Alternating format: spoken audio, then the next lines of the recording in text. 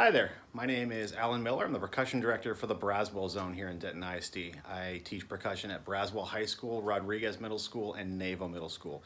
And I want to talk you through the supply list that you're getting along with this email and talk to you about why I've made the choices I have and why I'm very specific about getting those specific implements. The best analogy I can give is this. If you had a son or daughter who wanted to play basketball, and the coach said, hey, you need to buy a basketball. And you bought this, okay? So this is a basketball, but it's a toy.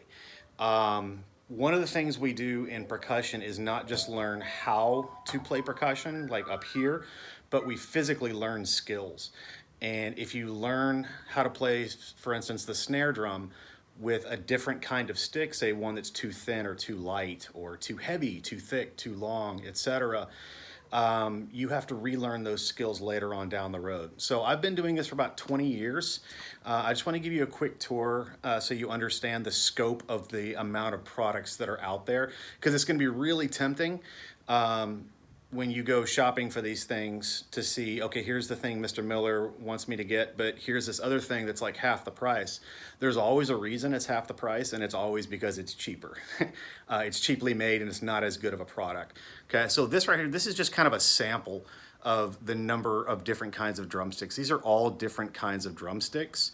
Okay, out of all those, I've chosen specifically this pair right here.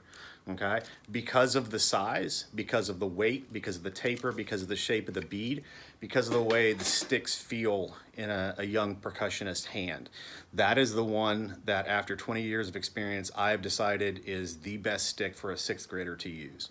Okay, kind of take a look at, and this is, again, this is like not even 1% of the number of mallets that are available. Okay, out of all those, these two are the one that I'm going to ask you to get, one pair of these.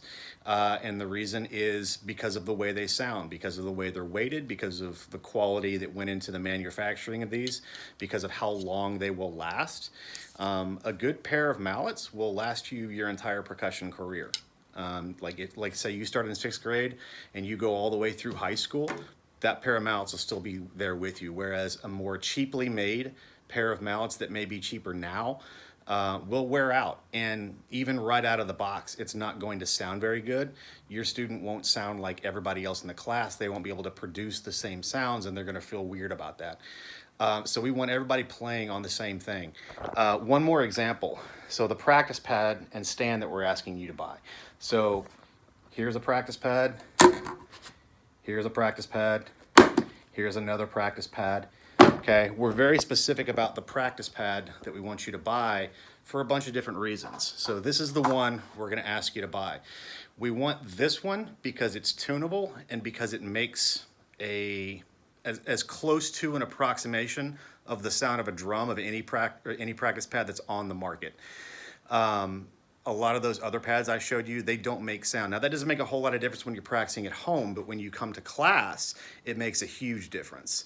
For instance, if 6 people in the room have this practice pad and your student has one of those rubber ones, I'm not going to be able to evaluate their sound. There's actually listening skills that they're not going to get because their pad is not making the same sound as everybody else. Okay. Now, the downside of this, unfortunately, the pad is fairly affordable.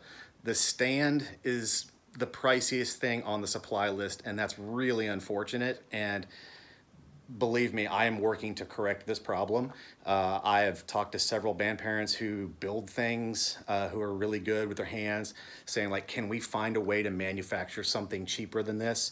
We're working on that. There are several things we've done this year. Let me get back to that.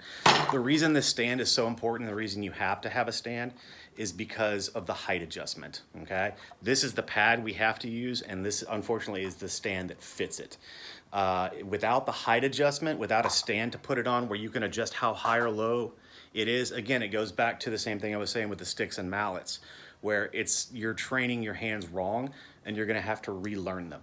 Like if I can't adjust the height of my snare drum, I'm gonna be playing like this or like this with my arms and my hands all out of position, okay?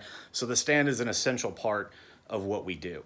So I understand that it is a very expensive upfront cost to do percussion. The way percussion works is unique versus all the other instruments. When you pay your school-owned instrument fee, you're buying communal instruments. You're not paying a fee for an instrument that you take yourself. The reason for that is percussion instruments are extremely expensive. Like one marimba costs twice as much as a single tuba, maybe even three. They're just so expensive. And your student, they will absolutely get a chance to play on those instruments when we return to school. So that's what that fee's for. I know it kind of stings, like I'm not getting an instrument to take home. I get that. Trust me, I do. It's the way percussion operates. And like I said, there's steps we're taking to make the situation better in the future. For example, I have pared down my list quite a bit this year, specifically for this year, because times are tight out there. And there's not a lot of disposable income in a lot of our households, and I totally get that. I'm trying to keep this to an absolute bare minimum. And if you're having difficulty, you can always email me and say, I have X amount right now, that's all I can afford. What should I prioritize? I'll happily have that conversation with you. Rather than have you spend $35 on two different method books, which is what we've done in the past, I've written my own method book. Okay, so you're not going to be paying $35 to buy somebody else's book to play out of. You're going to get one for free from me. So I understand the upfront cost of percussion, and it stings. Just trust me when I tell you that there's a reason that we ask you to buy the things that we ask you to buy, and it's so that your student can be successful in class. Okay, so again, if you have any questions about this, I can help you prioritize that list. There are certain things we won't get to until a certain part of the year. Most of them come up pretty quick though. Like I said, I've scaled it down as much as I can. If you have questions, if you need me to help you walk you through that, please feel free to reach out to me. The main reason I'm putting out that video, or this video right here, is I want to avoid a situation that we've had in prior years. And that is, we've had some parents go off-brand or off the list.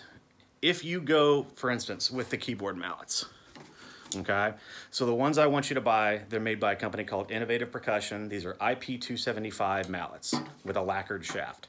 Okay, that's a very specific mallet.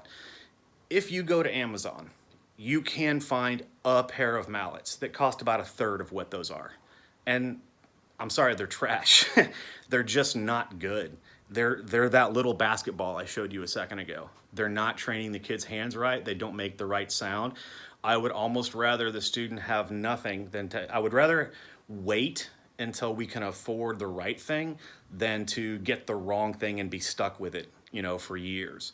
So again, if you have any questions about prioritizing, if there's a budget issue, I'm all ears and I will work with you. Just reach out to me. My email address is amiller5, AMILLER5 @dentonisd.org. Thanks for listening.